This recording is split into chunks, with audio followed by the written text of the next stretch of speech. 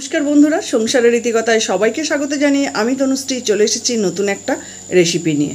এখন তো বর্ষাকাল, মাঝে মাঝে বৃষ্টি হচ্ছে, আর এই সন্ধ্যেবেলা যখন বৃষ্টিটা হয়, এই বৃষ্টিমুখর সন্ধ্যায় সবার কিন্তু আমাদের ইচ্ছা হয় যে একটা মুখরোচক কিছু খেতে। সেরকমই মুখরোচক একটা কিছু খাবার আজ আমি আপনাদের বানিয়ে দেখাবো। সব সময় তো আর চপ, বেগুনি, পেঁয়াজি, পাঁপড় ভাজা এইসব খাওয়া ভালো লাগে না। এসবের বাইরে গিয়েও মুখরোচক কিছু খাবার বানানো যায়, সেটাই আপনাদের দেখাবো। বিশেষ করে যেদিন কোনো পুজো টুজো থাকে সেদিন তো পেঁয়াজি টিয়াজিগুলো খাওয়া যায় না। তো সেই উপোসের দিনগুলো, উপোস মানে আমি এটা বলতে চাইছি যে যেদিন ধরুন ভাত টাত খাওয়া যায় না, সেরকম কোনো পুজো টুজো থাকে, সেই দিনগুলোতে খাওয়ার মতন একটা সন্ধ্যাবেলা মুখরোচক খাবার আপনাদের আমি আজকে বানিয়ে দেখাবো। যে কোনো উপোস টুপোস থাকলে আমরা কিন্তু কী করি, সাবু মাখা, সাবুর খিচুড়ি, সাবুর পোলাও এরকম খেয়ে থাকি। তো তার বাইরে গিয়ে সাবুর একটা খাবার আজ আপনাদের আমি বানিয়ে দেখাবো, যেটা সন্ধ্যাবেলা ইভিনিং স্ন্যাক্স হিসেবে তো ভীষণ ভালো লাগবে খেতে। তাহলে চলুন সঙ্গে থাকুন, দেখতে থাকুন আজ আপনাদের কি বানিয়ে দেখাচ্ছি। এখানে আমি একটা কড়াই বসিয়ে দিয়েছি, আর কড়াইয়ে দিয়ে দিলাম তেল। এবার তেলটা গরম করে নেব। তেলের মধ্যে দিয়ে দিচ্ছি দুটো শুকনো লঙ্কা। এবারে শুকনো লঙ্কা দুটো ভেজে তুলে নেব।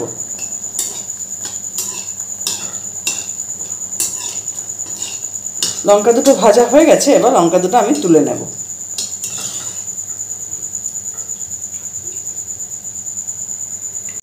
এবার ওই তেলের মধ্যে দিয়ে দিলাম বাদাম, চীনা বাদাম, এক মুঠো দিলাম। এবার বাদামগুলো ভালো করে ভেজে নেব।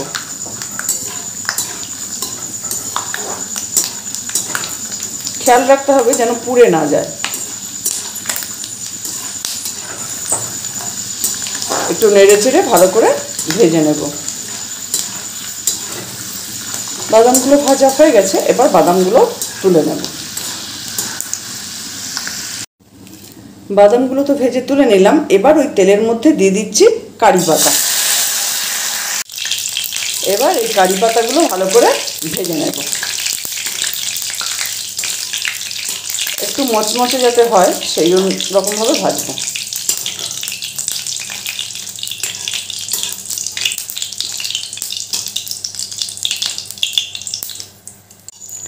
এরপর আমি কারি পাতাগুলো তেল থেকে তুলে নেব। বেশ মচমচে করে ভাজা হয়েছে, আবার তুলে নিচ্ছি। এখানে আমি নিয়েছি এক বাটি বড় দানা সাবু। এই যে এরকম সাইজের যে সাবুদানাটা হয় সেইগুলো, খুব যে ছোট সেগুলো নিইনি, এরকম সাইজের সাবুদানাটা আমি এখানে এই এক বাটি নিয়েছি। এরপর এই সাবুদানাগুলো আমি এই গরম তেলের মধ্যে দিয়ে দেব।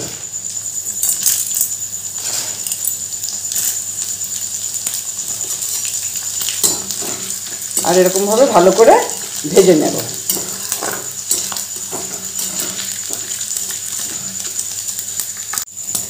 দেখুন ভাজার পরে কত বড় বড় হয়ে গেল দানাগুলো, দেখছেন? এবার আমি এগুলো তেল থেকে তুলে নেব।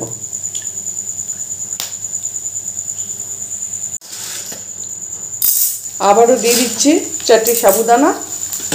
আবার এরকম নেড়ে চেড়ে ভেজে নিতে হবে। এরকম করে আমি সব সাবুদানাগুলো ভেজে নেব। তেলে দেওয়ার পর সাবুদানাগুলো কত বড় বড় হয়ে যাচ্ছে, আর ভীষণ মচমচেও হয়। সাবুদানাগুলো ভাজার পর এত বড় বড় হয়ে গেছে, মনে হচ্ছে যেন নকুল দানা। সব সাবুদানাগুলো তো ভাজা হয়ে গেল। এবার আমি তুলে নিয়েছি, আর আমি নিচে একটা টিস্যু পেপার দিয়ে দিয়েছি বাটিটার নিচে। তাতে করে কি হবে, তেলটা সোক করে নেবে। যে কোনো ভাজা জিনিসই যখন ভেজে তুলি আমি কিন্তু প্লেটের উপরে একটা টিস্যু পেপার দিয়ে দিই, তারপরে ভেজে তুলি, যাতে বাড়তি তেলটা আর আমাদের পেটে না যায়, সোক করে নেয় পেপারটা। এরপর আমি দিয়ে দিলাম হাফ চামচ বিট লবণ। এরপর দিয়ে দিচ্ছি যে বাদাম, শুকনো লঙ্কার কারি পাতা ভেজে রেখেছিলাম, সেগুলো দিয়ে দিলাম।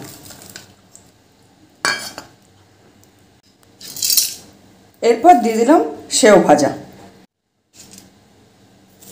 2 চামচ সেও ভাজা দিয়ে দিলাম। এরপর উপর থেকে দিয়ে দিলাম হাফ চামচ আমচুর পাউডার। এরপর আমি সব উপকরণগুলো ভালো করে মিশিয়ে নেব।